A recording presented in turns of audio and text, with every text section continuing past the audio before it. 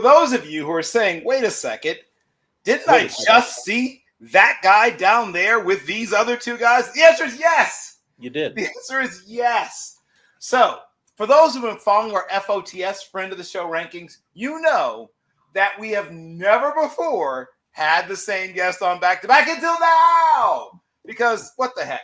The world is changing right before our very eyes. Get used to it. So the one, the only Brandon Booth, aka Big Bone did FFB. Big Bone did 38. Big Bone did some other stuff. Biggs, some things. Also, Biggs is the easiest. That's it. And Whoops Humongous was my favorite of all of the various. Whoops Humongous. God, I love that. I love it probably more than I should. It feels like a Frank Zappa and the Mothers Invention song title. So look it up if you're too young to know who those people are. Plastic People, baby. You're such a drag. Yes. Oh, God. Now I know why I like you so much. So, well, and your cool-ass glasses. My God. We got to hang out. So. Designed by George Kittle. Part of the Kittle collection on Zenny.com. Not a sponsor, but hey, Zenny, reach out. First of all, yes, they definitely should, because I do need cool glasses. And two, George Kittle designs glasses? Is there no end to his talents? Apparently not. So, I'm going to start. This is an interesting week. Now, the funny thing is, everyone was whining about last week, and it turned out to be an awesome week. Now, I hope that this is not the reverse, where I think this week's going to be amazing and then sucks. But, that's bored already. It's been a bad couple days, as you know. No, I know. And do you mind if I acknowledge? No. So my co-host is playing hurt, at least emotionally speaking. He lost his grandmother, who was a beautiful, amazing, wonderful woman, and like all those in generation, built of better stuff than us. I don't know what to say about people from those generations, but they did things we could never do. They put up with things without ever complaining that we would fold like a lawn chair under, and had the time and space within their hearts and souls to just give love continuously. So my thoughts and prayers are with you and your entire family, my wonderful co-host, man. Thank you. I appreciate it. Yeah, as I told you, I wasn't too sure if I would make it this week. Wasn't doing anything, but I do head to Bristol this weekend as her funeral is Monday morning at 9:00. Got it. So we're going to make this the best show ever. Luckily, we have Brandon here to help us, and we're going to dedicate it to her. Yes. Thank you. Appreciate it. Of course. And so, in honor of somebody from Bristol, which of course is a one city in two states, as anybody who knows geography knows, I guess we can start with a featured matchup. And I'll start with you, Matt, if you're ready to come out of the. Are you ready? Of course. So we could definitely start. She lived in Tennessee, Bristol, Tennessee. Obviously, we'll talk with the Tennessee-Georgia matchup here quickly. But I have to. The game we will also talk about. She is a born and raised, proud Wisconsinite. Get out! Oh, yes. Well, guess what? It just truly the gods have smiled. The football gods and God have conspired to make this truly about your grandmother. Okay, yes. So we now know our first two games are going to be. That's right out of the chute. Yeah. I'm going to start with you, Matt, because you know why. And then we'll go to our guest. Reversal of our normal procedures. So obviously we have Georgia at Tennessee this weekend. For some unknown reasons, the betting gods are against Tennessee this weekend at home with a 17.5-point underdogs. Ooh. And after watching week 1 and week 2, yes, week 1, Syracuse, week 2 is Eastern Tennessee State. And it was a complete, utter blowout. And it was supposed to be a blowout, but we beat every record known to man in Tennessee lore. And yet we are still 17.5-point underdogs to an underwhelming Georgia team that has struggled against Austin Peay. And then you're going to come and talk about a 17.5-point underdog. I'm smashing the over. I'm smashing that all day because also I'm going against the money line here. And Tennessee is going to continue their run in this conference. Joey Aguilar is going to continue with his Heisman candidate crazy season and destroy the Dogs at home for the first time since the Hail Mary that was heard around the world with good old Joshua Dobbs and Jawan Jennings.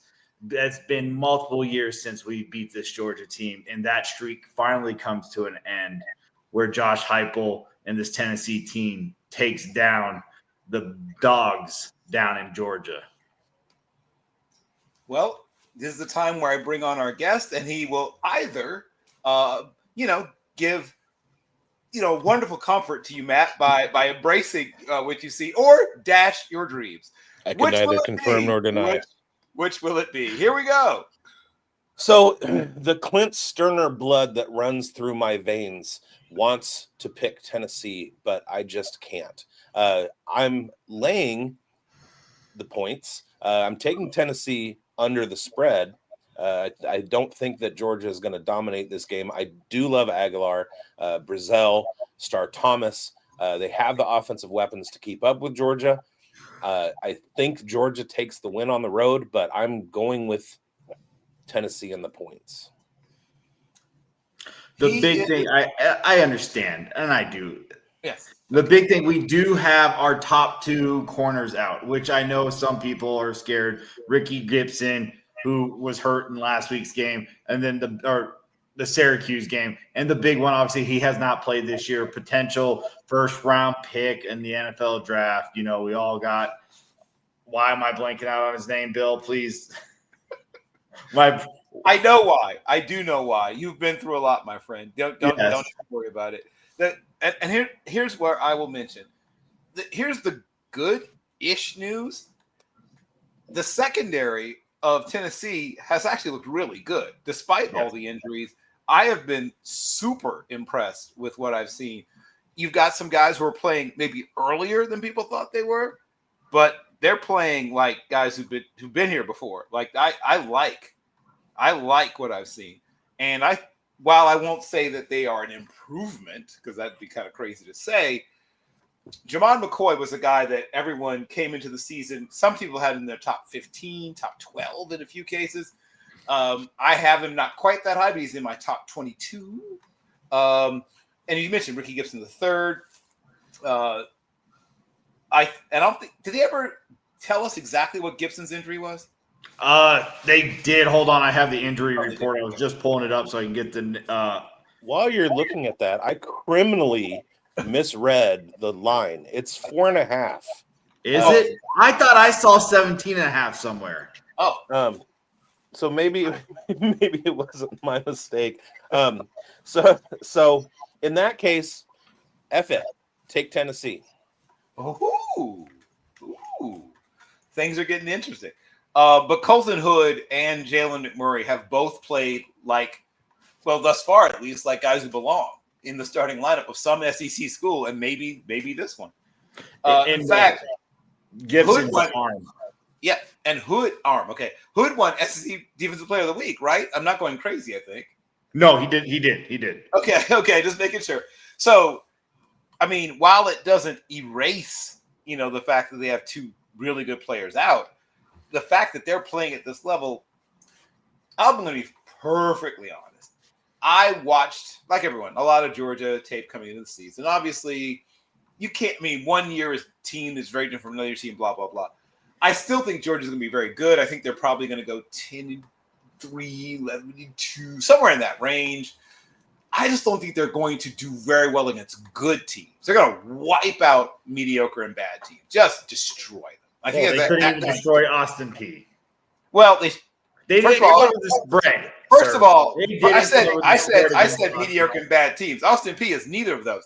As you might remember, shout out to Zach McKinnell, a top 6 friend of the show. He told you that they are a threat to win the. I know he did, but still, if you're supposed to be this perennial powerhouse, SEC champion leading the way, and you can't beat Austin P, I understand that they're an FCS powerhouse, but when you're Georgia, when you are multinational champions, Kirby Smart led team, you should cover the spread against an Austin P, which they failed to do. I get what you're saying. To be fair, they were looking ahead. But to be fair, Tennessee also laid 72 points on East Tennessee, and East Tennessee is a good FCS school as well. Also true. And 17, you should subtract 7 because of that horrible snap by our center, and that was an easy turnover within the 10 yards for Eastern Tennessee. So, like, there was an offensive miscue, so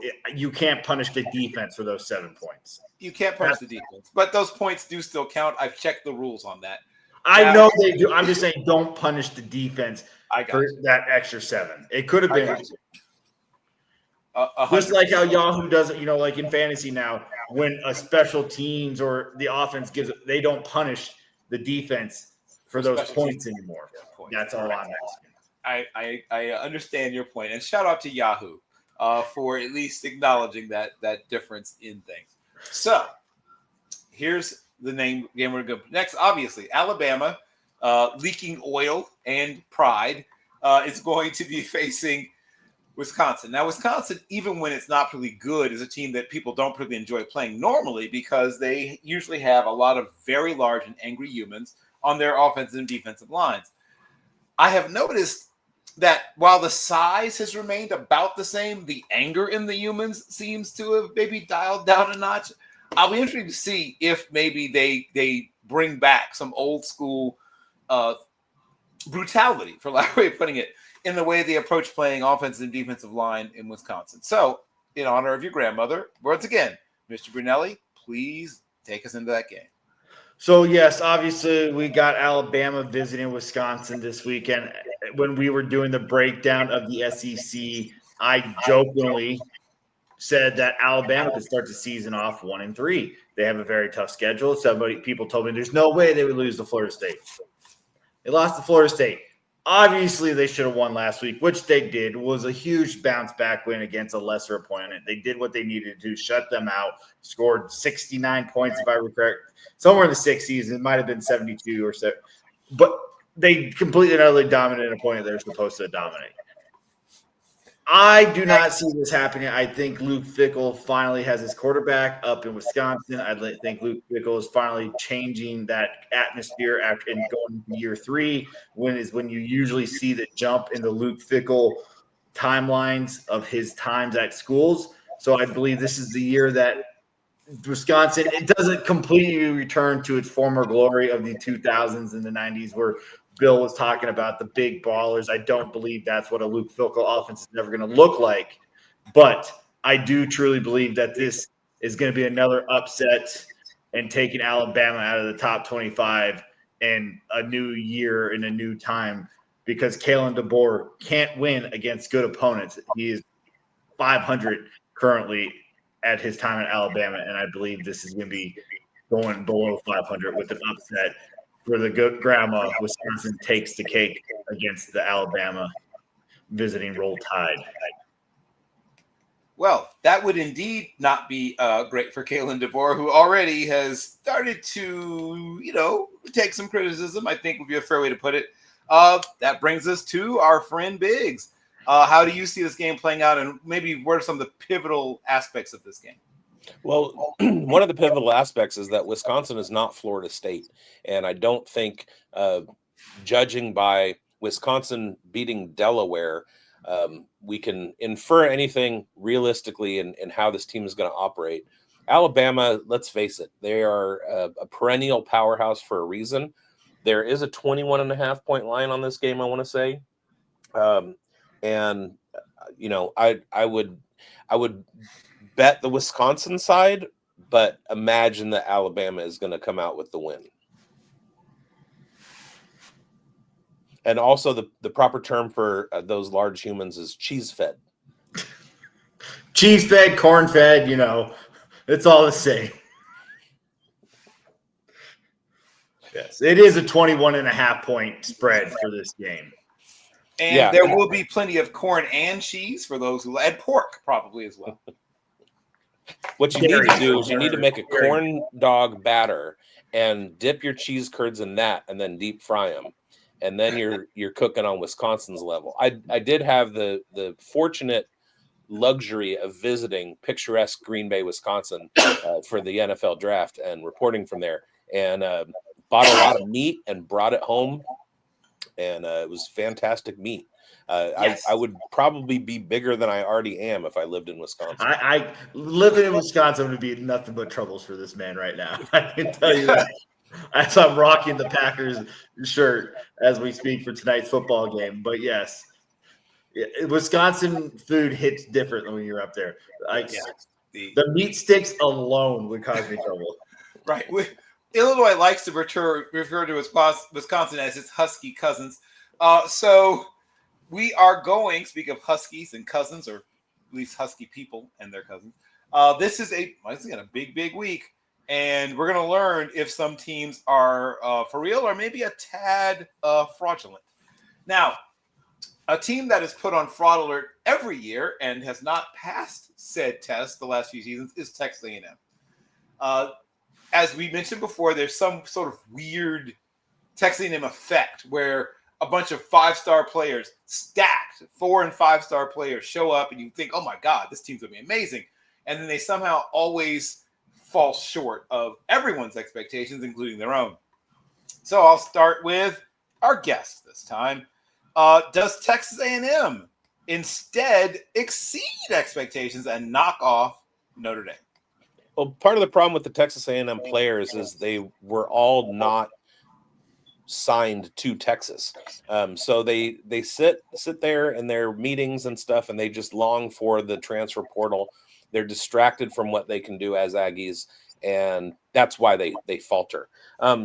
Looking at this game, Notre Dame is pissed. They're angry. They're 0-1, and that doesn't fly in South Bend. Notre Dame wins this game. They're at home. I've been to South Bend. I watched the California Golden Bears play there a few years ago. Michael Mayer caught the game-winning touchdown. And I actually just yesterday on College Football 26 was recruited by Notre Dame and won a national championship before I entered the transfer portal and went to Cal. So I'm taking my Golden Dome and extending it to the game on Saturday, and they hold court against Texas A&M. Okay. Matthew, do you see the game the same way or differently? I do see the same way. A lot of people are upset with the AP writers because of some things that happened over the weekend, and some, definitely about the Florida. But let's talk about the Notre Dame. Everybody's upset that they moved off a bye week, 0-1. They lost a last-second field goal against a top 10 team. Yep. So let's not punish them too much. This is still a great led head coach team with Marcus Freeman, and I believe, as you said, they're pissed. Bones was right. They're going to be pissed. They're going to play pissed. This game is in South Bend with the touchdown favorites. And I don't know if they cover. I mean, a touchdown, it might be a field goal, might be 4 points, but this is going to be a very fought well game. And I do have the Golden Domes winning this game. And they'd be even better if Kevin Minchie got the quarterback nod instead of CJ Carr. I mean, come on. What are we doing here? Well, CJ Carr. Yeah. So CJ Carr, I mean, obviously we all know this, the story, the legend, the grandson of Lloyd Carr and the son of the other Carr. Yeah, who also played quarterback in Michigan. No relation to Derek. Yes, very much no relation to the pride of the Valley, the Carr brothers. Still, to me, one of the most impressive quarterbacks I've ever seen in person was David Carr in his prime. Sheesh, he was basically a slightly detuned version of John Elway. God, what a prospect he was.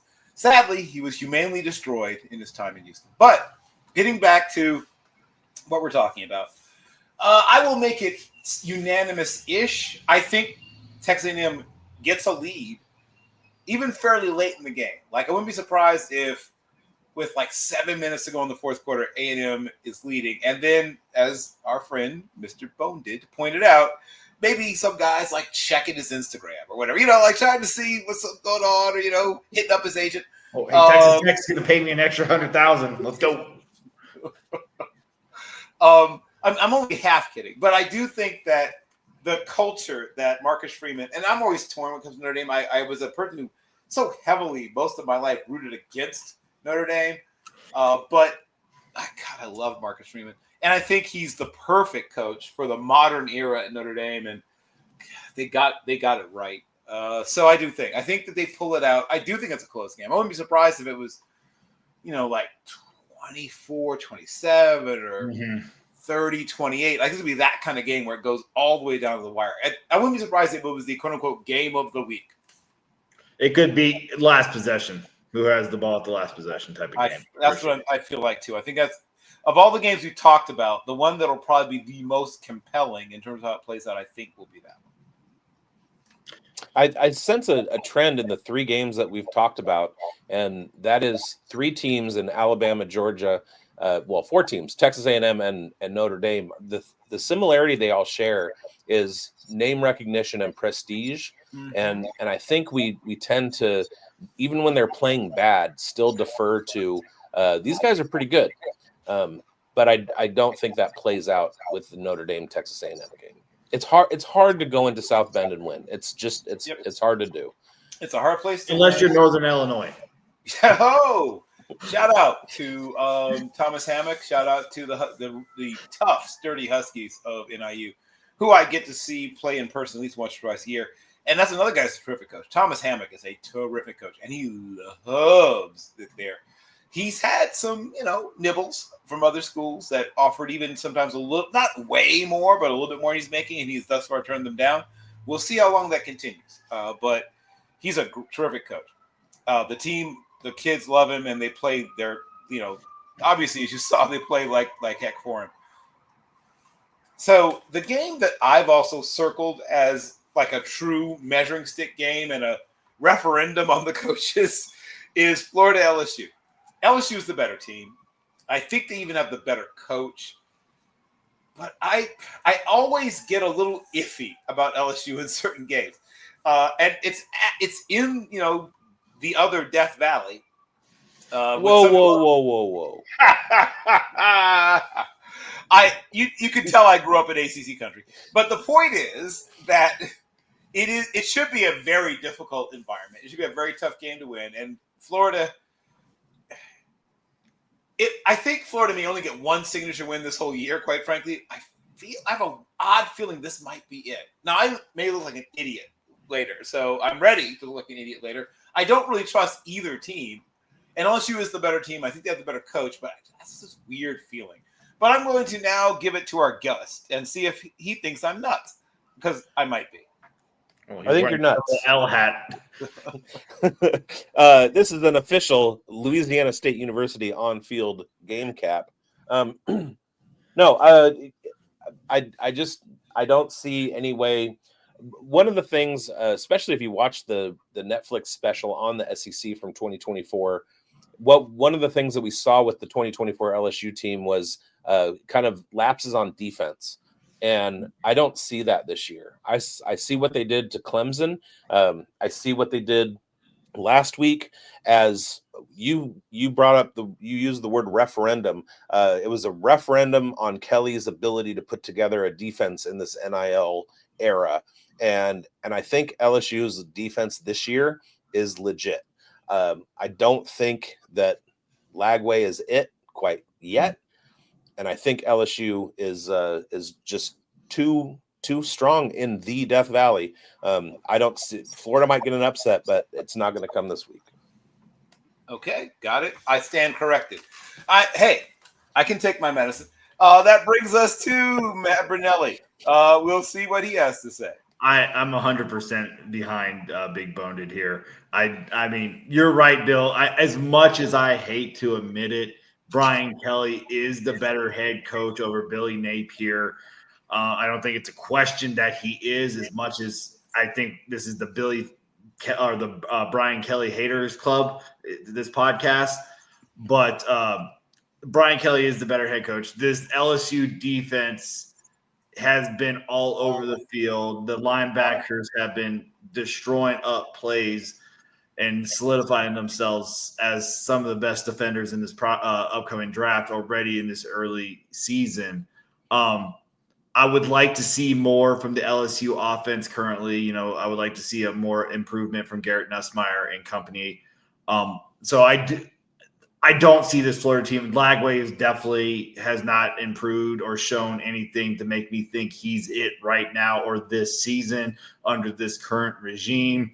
The Florida team is horribly undisciplined. I mean, when you had USF pinned on your 5-yard line, they had to drive 95 yards to score to win the game. And when you had multiple times to shut them out and close out the win, your team spat in the face of the offensive lineman and then caused the massive penalties to give up massive yards on that critical drive. This team is not coached well. This Florida regime as the athletic director and why they stick with Billy Napier is beyond me. He is not it. As a Tennessee fan, I love it. I hope to God Billy Napier gets a lifetime contract at Florida. But I don't think this is it, Bill. I do think you're right. Florida will get some type of upset win this season, but it's not going to be in Death Valley this weekend.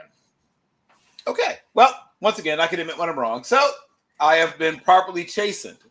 Let it be said that I am here to learn. I'm coachable. You can check my resume. I'm coachable. And I'm willing to admit when I could be eating crow next week there, Bill. We could be eating crow. So you don't know. There's some crow consumed usually each show. We'll see who ends up having to bite down. I really like some of the matchup this week. Like there's some really fun games this week. I like a lot of them. Like I won't be able to leave my couch. Speaking as we've talked a lot of ACC, and I'll give you at least one more, and then we'll move around. Ole Miss, Arkansas, Ole Miss, Arkansas at Ole Miss. Arkansas is undefeated, but their first real test is against Ole Miss. But Ole Miss is a talented squad, but they certainly showed you some places where you could attack them both on offense and defense. There's some things that looked, I don't want to say shaky. Shaky is a stronger term, but I mean, Austin Simmons is very talented, but not very predictable and consistent. Neither of those things. Neither predictable nor consistent. And I like things like that in the quarterback. I like predictable and consistent in my quarterback play, and he thus far has not been supplying that.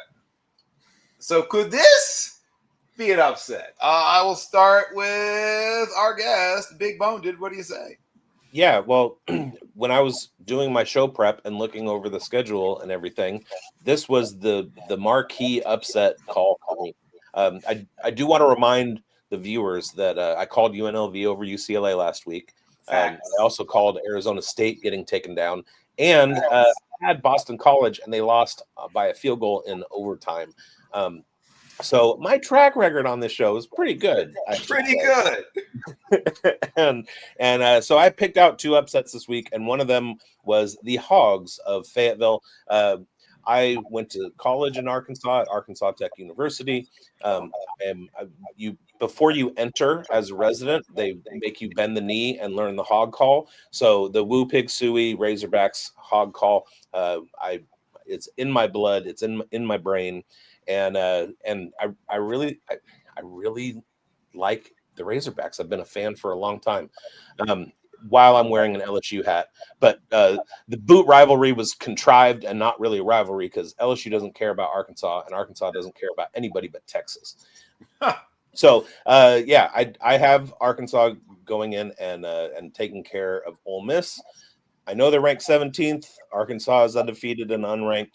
I like Sam Pittman. I think he has them ready, and Ole Miss has a lot of talent, and they run that pro style spread offense pretty well. We've seen it in their track record of putting out wide receivers and my favorite rookie quarterback Jackson Dart. But Arkansas wins this game. Well, Matthew, yay or nay on this upset pick, and of course, to remind you, Big Boned is flying high so far with his upset picks. So I'm going to go ahead and kind of piggyback off of both of you. First, we're going to talk about Simmons for Ole Miss. Yeah, he has been inconsistent at best. He loves turning the football over. there's this offense for Ole Miss has been doing just enough to win right now. You have a lot of turnovers. There hasn't been a lot of big plays for this offense. You got your running back with 444 carries for 200 yards. So, I mean, you have at least a decent running attack. Lacey has been carrying this offense. Simmons has been the issue and the reason he will be the reason they lose this game. I'm going to go ahead and just say that Arkansas is going to win this, and that's because of their quarterback. They have a better quarterback. I remember watching Kalen Green last year against the Tennessee team and how impressive I thought he was as a running quarterback with his arm talent and his playmaking ability out of the pocket to be able to move with his legs. And he has been having an amazing start to his season with 10 touchdowns to 2 interceptions, and they have a decent running back in Washington Jr. So I do think Arkansas goes into Ole Miss this weekend and does get the W. Yeah, when I watched Green, and I've watched him even before he transferred, I realized why people love Lenore Sellers so much, but I think the gap between he and Lenore Sellers is a lot narrower than people might think, in my opinion, at least. I think, like, well, they both have still got some weaknesses. They both don't really understand touch and anticipation quite at the level that I would prefer. Yeah, you're not wrong about that. They remind me of Joe. He reminds me of Joe Milton at times with his arm. It's like, oh, that's pretty. Oh, that's way far. Yeah. They can get a little excited and throw some balls that are just not catchable when you wouldn't have to do all that. Like the receivers he's gotten some space there. You can take a little bit off that, but the talent is undeniable. And I don't think, like I said, talent wise, to me he's not far away from a guy like Sellers. I'm not sure why. Because at one point there was like a big push behind Green in like the draft community, and then they cooled on him. Not exactly sure why, but that brings us to the fact that people are playing football outside of the SEC. I know it's a shock. Do they though? Do they? Let's just go ahead. We deal with this each week, so I'm very excited actually about Clemson Georgia Tech. Now, Clemson's offense has been on what's called the struggle bus for those. And it appears they might have like a whole like season pass, maybe to the struggle bus. We'll find out if it was just like a weekly, or it was like a monthly, or if it's like a full season pass. But they were clearly stuck on the struggle bus previously. Georgia Tech, while their defense isn't what I call loaded, it is smart and disciplined, and they play hard. So I'll start with my co-host this time. What do you think will end up being? So Clemson is ranked 12, 1-1. Georgia Tech is 2-0, not currently ranked. It only has a 3.5 spread, so that the bettors have this as a very close game. And Clay Kubnek, if he wants to make himself a first-round draft pick, he's going to have to start showing his arm and his talent, or he's just going to end up being a day 3 quarterback in the upcoming season. Hayes King for Georgia Tech is a very good quarterback for the college play. I don't think with this defense and this front seven, he's going to be able to move around and run and do what he does best against this defense.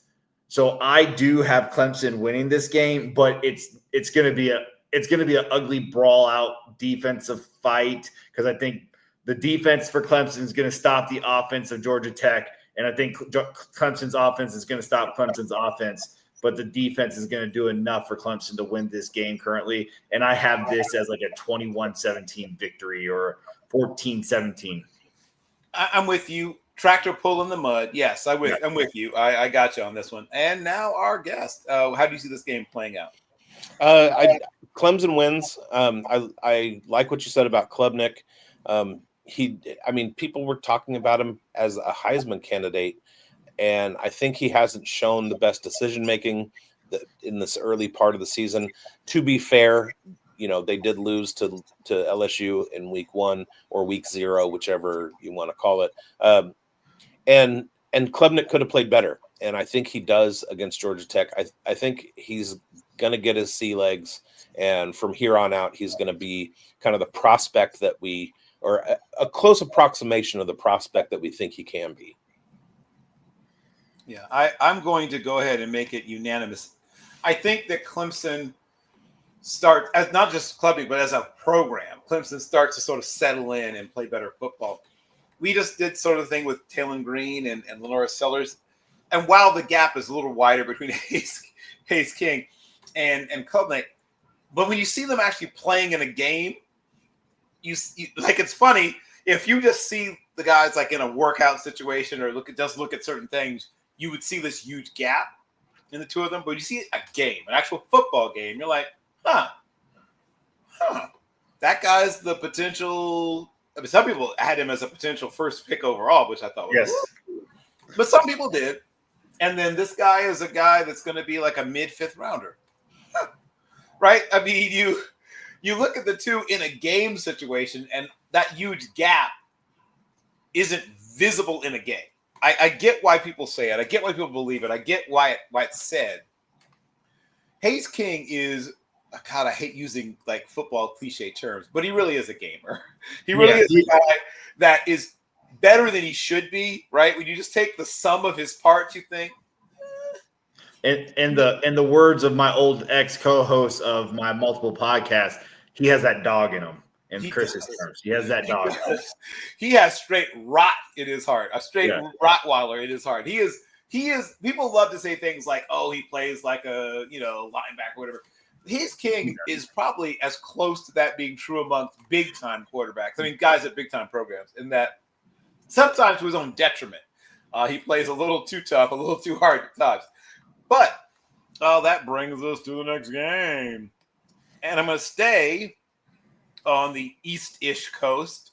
The old backyard brawl is being renewed, and West Virginia clearly has some injuries to key players, and Pitt's offense, ironically, Pitt's defense is the thing I have questions about, but Pitt's offense looked luscious the last time I checked them out, which I'll admit surprised me. I wasn't so sure they would look that good. So I'll start this time with our guest. I think I may not have put this one on the rundown. So surprise! I called an audible, but I don't know why I didn't remember the backyard brawl had been renewed. First of all, this game should never stop. I did it. It's funny. I lived in Morgantown, West Virginia for over a year back in the day. And the hatred, it's real. And this is when the game wasn't happening. I think it was like the first time in a long time when I was there, the game was actually going to happen again. And I've never been part of that football experience or lived in West Virginia and everything. The hatred between those two programs is insane. Like it's Pitt and West Virginia. You're like, why? Like, nobody would think that unless you're in that region. Oh, it's right. Name something. It's up there with, the game Army Navy. It's up there with Stanford, Cal. It's up there. Name any of them. Utah, BYU. Like, it's in terms of pure. It may not have the national cachet that some do, but as you said, for pure disdain for each other, Auburn, Alabama has nothing on them. They truly dislike each other in a way that is. There's real venom to that game. So yes, I could not agree with you more. I'm glad the game is back to being played. Now to you, Brandon. How do you see that game playing out? I have Pitt winning this one. I really, really like Eli Holstein. I think he's absolutely an NFL prospect. And like you said, Pitt is smooth. I like them in this game. Yeah, I'll be honest, I was pleasantly surprised by how much I liked watching Eli Holstein. I was like, okay, I'm going to watch Eli Holstein. Oh, he can layer the ball. He gives me Rocco Becht vibes. Yeah, there's my guy. Not quite as athletic, but yeah, I'm with you on that. Like, I don't think he's quite the athlete. I mean, Becht's probably going to run like high 4.6s, mid high 4.6s, and Holstein's probably like a scrappy 4.77. But he navigates the pocket well. He doesn't get fooled often, but of course they don't disguise coverages like super, super well, at least so far. But the few times they've tried to bait him or fool him, he hasn't fallen for it. He hasn't taken the cheese. His ball placements, I would say about 80% of the time, is almost exactly where you'd want it. This is yeah. I'm going to agree with what's already been said. I think it's a 10-point win probably for Pitt. I think that it'll be a tough game for a while. And I think Pitt's difference in execution, not just talent, but I think they just execute better on offense, will eventually help them pull away. I guess that's so we know it's the return of the king for West Virginia. We know Rich Rodriguez is back home where he belonged and should have never left. He's going to struggle. I don't know if he this isn't his team. This isn't his roster. This isn't his offense. Not yet. Not yet. So everybody, game day was going to go to this game. This is the game they wanted to until West Virginia got upsetted by Ohio. Yep. So the Fighting Frankie Soliches, yes. Yeah. So I do think Pitt wins this game. It's a 7.5-point spread. I do think Pitt covers. I do think Pitt. It is a hatred game. If a coach understands it for West Virginia of the hatred of this game, it will be Rich Rodriguez, obviously. Yeah. Yeah. I promise you, Rich Rod understands the hate in this game. So, but it's just not enough. This team's going to need some. It's going to need a year or two for Richard to get to where he wants it to get. I do think Pitt just easily covers. I think Eli Holston does do it just enough, does enough. He's going to probably go out there for 250 and 3 to win this game. I like everything you said, and I agree with everything you said. So now comes the cue the memes, right? The Grim Reaper knocking on all the doors memes. We now have USF, the sturdy Golden Bulls of Alex Golish, facing probably their sternest test. Well, we'll see if their sternest test to date.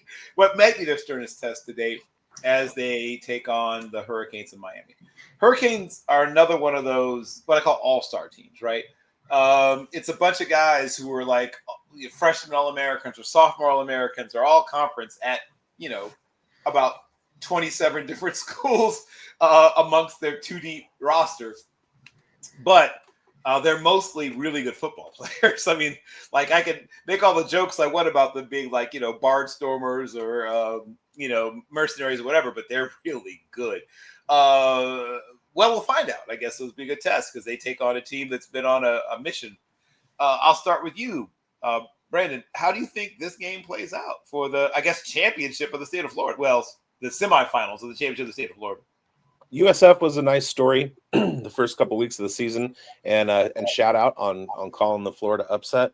But Miami is back, you guys. Carson Beck is really good. Malachi Toney might be one of the top 3 freshman wide receivers in terms of gameplay. Maybe not necessarily his rivalry or 24/7 stature, his recruiting status, but watching him in real time, he looks good as a player, the way that DeCorian Moore looked good playing with Oregon, right? So the things that Malachi Toney was doing on the field, he was making those things happen. DeCorian Moore had everything happen for him, whether it was being totally wide open or having blockers downfield. I like both of them as prospects a whole heck of a lot, but I think Miami is just too dang strong in this incarnation. I like Carson Beck a lot. I think he's going to have a really big season to kind of put his foot forward for entering the NFL draft and finally getting off of our getting into our draft boards. I do have to get out of here. I want to give you an upset, and this is Jaron Keave Sangapolitelli and the Cal Bears taking on Minnesota at home. They're 2.5-point underdogs, and Cal on their way to winning the ACC championship beats Minnesota. One of the things that I want you to watch in this game is Minnesota has a good running game.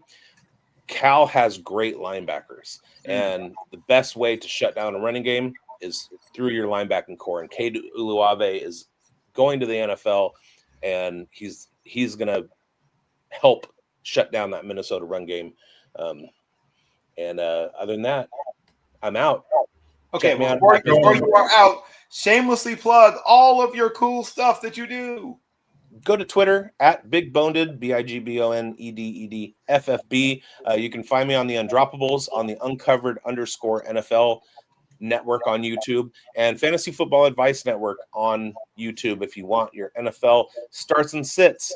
We have a show coming up tonight, Points After Thursday, where we hash out the Thursday night game and then give starts and sits. Breakfast with Biggs on that network, Fantasy Football Advice Network. That is in the morning, pregame on Sunday. Most of what I do is in the NFL space, but I'm a huge college football fan, and that's where Bill and I got along. So follow me at bigbonedFFB on Twitter, and you'll see all my stuff. Thank you, sir. We will see you again Thank soon. you for joining. Yes, You are quickly climbing our FOTS rankings. You're already in the top 10 after only 2 appearances. Always a pleasure. Thank you. Always. Thank you. We will see you later. I like that guy. Yeah, I think I made that clear. So the Florida game, or the South Florida game. Yes. I think he hit a lot of it. I just think, South Florida fights anger. They play angrily. I think Alec Golish, this is a 17.5-point spread. I don't see Miami beating I don't think Miami wins. I don't think they cover. The disrespect for this South Florida team right now is kind of insane. All they've done is beat 2 top 25 teams, which nobody else has done yet. And they've done it pretty impressively, beating, and definitely, nobody gave them a chance against Florida. And what did they do? Nope. They beat Florida. Yep. I could call the upset. This is a Mario Classic game where nobody's given the team the chance, and Mario does something stupid, calls a timeout when he should have, just something that causes the game. Ices his own kicker. Yeah, I believe in Alec Golish. I believe in this South Florida team. They are not a team of one; they're a team of I. They play as a team of one. They're Brian Brown is that offense. Yes, they don't. I mean, Singleton is a very good wide receiver, but they just play very sound football, and they definitely covered the spread, and I think this is a lot closer game. And this would be my upset alert. I don't believe in this Mario team. I don't believe in Miami, and I do think if this is a game, this could be another signature win for Alex Golish. Just keep moving something right. If Alex Golish gets a third one, he's pretty much locked up Coach of the Year, right? I mean, you automatically have to skyrocket South Florida. There is no excuse for them not to be number one after. I mean, first of all, shout out to that program. I mean, I remember watching them when they made their run under Levitt years and years ago, and they at one point I think they might have been ranked number 2. They got all the way up to 2. Two. God, I thought 1. I had this conversation with my dad a week ago, and I said 1, and I had to research. It was 2. Yeah, I thought it might have been 3, but you're right. Okay, so you thought 1, I thought 3. If you add it together, we got it right. 2. The average got to the average. Right. They had some interesting players. I mean, obviously, they've put a decent number of guys into the NFL. This team only has a couple of surefire NFL guys on it, but you're right. They play so hard all the time. They don't care what the score is. They play the same way. They believe they're going to win games that nobody else believes they're going to win, and they don't care. Except for, like you said, I bet there are things that say 17.5 all over the campus, right? I bet there's T-shirts that say 17.5. I would lean so hard into that if I were on the staff of that team. That's how we greet each other in the hallways, right? 17.5, right? I mean, Miami should definitely be on upset alert. I don't think they're going to lose the game, but I think they'll be fighting like hell to hold on to win it. I do believe that they'll be thrilled to get out of there with that win that will not cover. I bet you that they'll be like, who said schedule these guys again? Whose idea was that? We paid them $1 million to whoop on that, and we just got we skinned with our teeth. What the? Yeah, exactly. And that's how I think it might end up. I'm going to touch on a couple of non-Power 5 games that I'm really interested in, And then we'll do, because it's me, I'll mention a couple of my favorite FCS games, then we will close this sucker out. I think the Mountain West is fascinating. I've always been fascinated with the Mountain West. Now, New Mexico is not going to probably beat UCLA. I'm not going to pretend otherwise because they just lost UNLV, first of all. So UCLA is going to clearly be attuned, locked in, probably, whatever term you want to use. And they have a common opponent, right? Or they will have a common opponent. Both teams will play UNLV. If UCLA loses this one, this season is officially at that point a full-blown disaster. I don't think that will happen. And, of course, it's a Friday night game. So check it out. First of all, I'm getting used to this. A Big Ten game of the whatever Friday on Big Ten Network. Yes, UCLA is in the Big Ten. I've finally accepted this. I'm also interested in Nevada versus Middle Tennessee State. These teams that don't play each other very often, first of all, I think this may be either the first time or I know they haven't played more than 2 or 3 times. It might be the first time they've ever played. I know they don't play often. And I kind of like Nevada in this game. I think it's going to be a really, really close game. Either team could win it, but I'm leaning slightly Nevada. And Utah goes to Wyoming to play the Cowboys. And while we talk about mile high this, mile high that, the highest stadium in terms of elevation amongst any FBS school is Wyoming. And the Utes are ranked number 20. They are pedestrian on offense and good on defense. They are the Wisconsin of the West-ish. Where I guess that's the West, Central West, whatever you call that area that Utah is. It will probably get ugly. Utah will probably win this game going away. You can check it out on CBS. But check it out to see if their offense sort of settles into a rhythm. That's the only question I really have about them as a team is can their offense get in and stay in a rhythm. Air Force goes to Utah State. I'm a Utah State fan-ish. Like I sort of fell in love with them back with Chucky Keaton and that bunch, almost, and Robert Turbin and that bunch, and that linebacker who was really good and played in the NFL for quite a few years. Utah State? Yeah, Utah State had a nice little run. Remember when they almost knocked off Auburn the same year that Auburn won the national championship? Like that game went down to the wire, and Chucky Keaton was going blow for blow with Cam Newton. Okay, I'm showing my age, I guess. I remember. I mean, the only thing I know about Utah State is, a certain Merlin Olsen and his brothers. Jordan Love. Oh, Jordan Love. There you go. Well, Utah State's a better program than a lot of people realize. And Air Force is good. I think Air Force squeaks one out, but I think Utah State's going to make it tough. And the Southern Jaguars go pick up a check against Fresno State. Fresno State look good. I think they might end up in the top 2 or 3 in the Mountain West. And, of course, yeah, they're going to score a bunch of points. The Portland State Vikings go to the Hawaii Rainbow Warriors. This might be the best Hawaii team in a decade.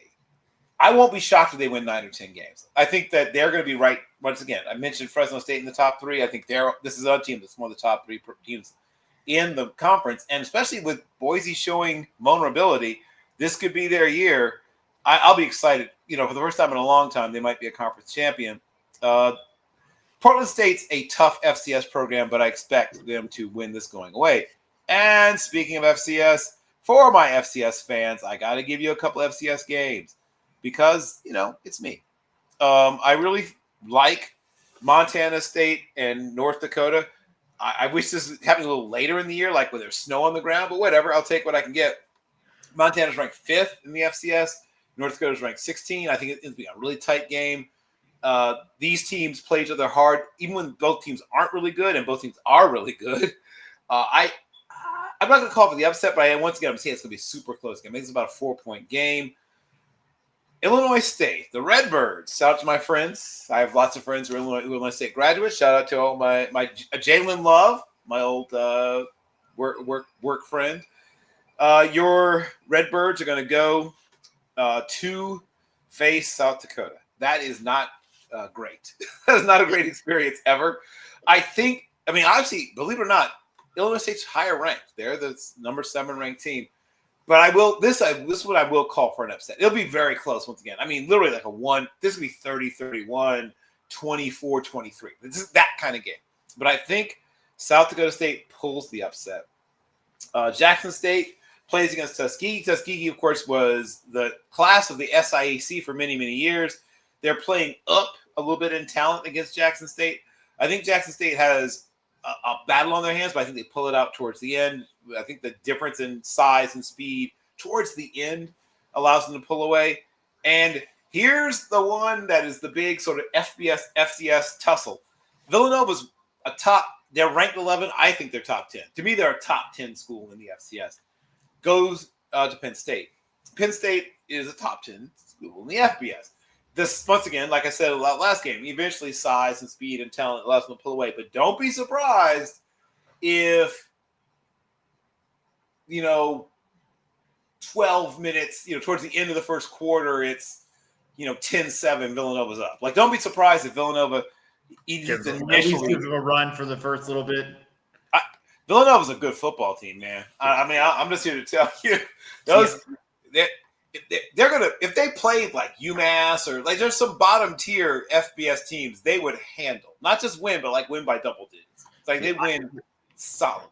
See, when you talk about FBS, and you're lining that up, I really thought you were going to talk about your alma mater, Norfolk State, taking on your team, Rutgers. I was waiting for it. It is. We play Rutgers. It's not a rivalry game. It's a money game. We play Rutgers, I think, every year the past 4 or 5 years we played Rutgers.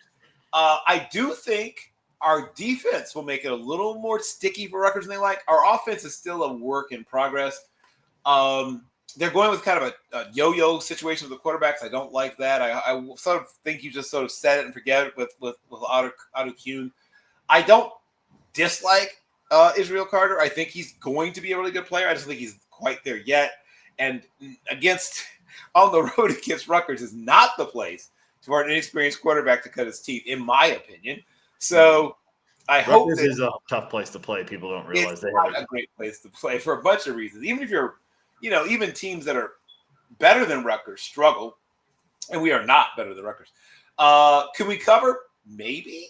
I think that once again, like I said, I think our defense keeps us in it for a little while. I'm afraid, especially if we're going back and forth with quarterbacks, that will lead to a lack of continuity for our offense, which already would be struggling against a talented Rutgers defense. I don't love that at all. So I was not going to get you the spread, but ESPN, as soon as you close your app and try to reopen it, it completely crashes. ESPN needs to do something about their update. Yeah, well, I will not keep bitching about that each week, but well, maybe at some point they'll listen.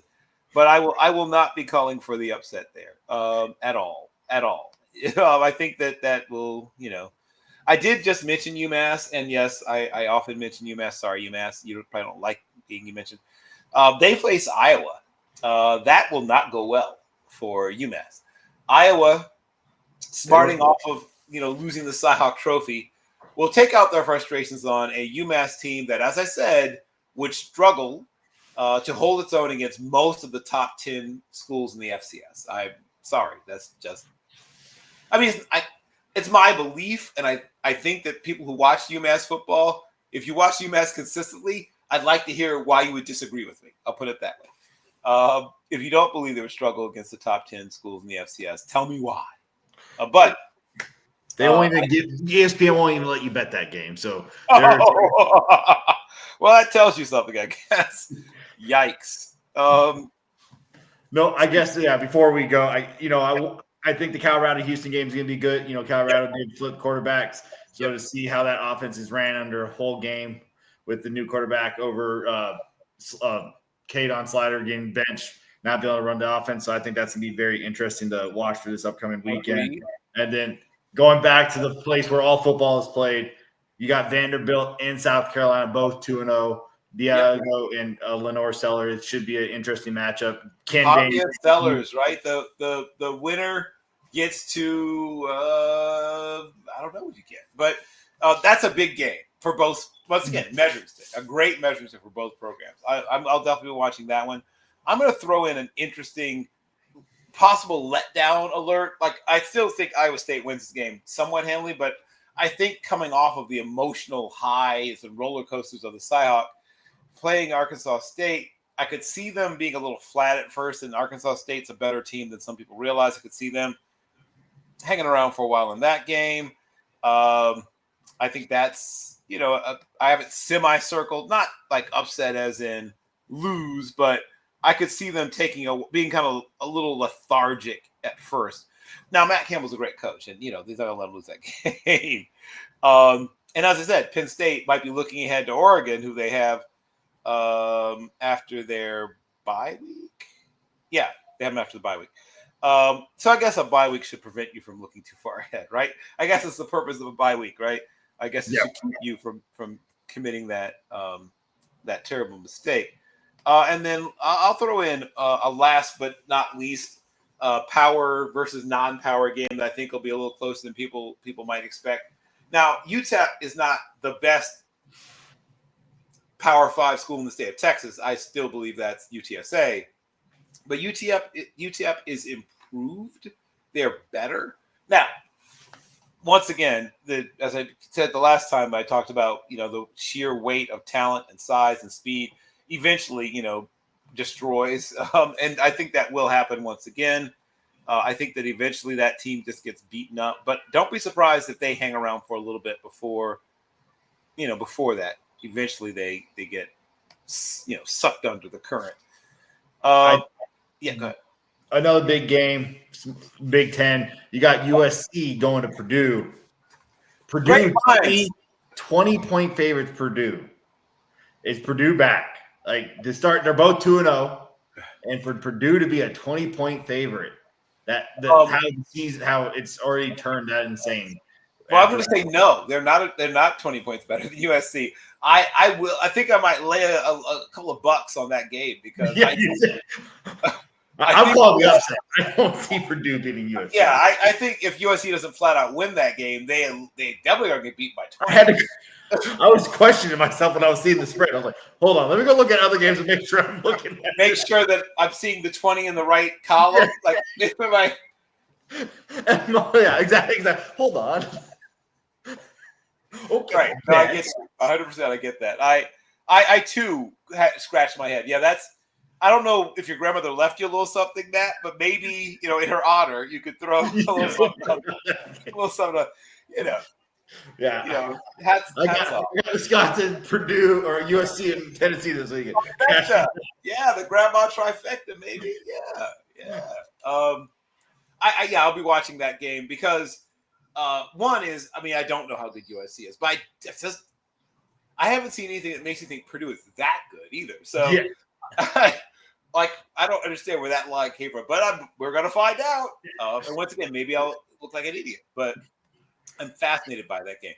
Do you have one last sort of buzzer beater, interesting game you want to throw out there? No, that was the last one. I wanted to throw that bad boy out there. I thought that was an interesting game. We should give at least a little nods to for the big FBS. I have one more, and I think that we're going to find out a lot about this game as well. Not this game, a lot about this team as well. Not from playing Youngstown State, obviously. Michigan State takes on Youngstown State, FCS, FBS.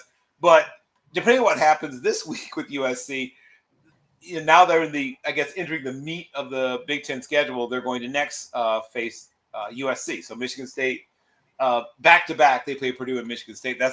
I think that's an interesting game.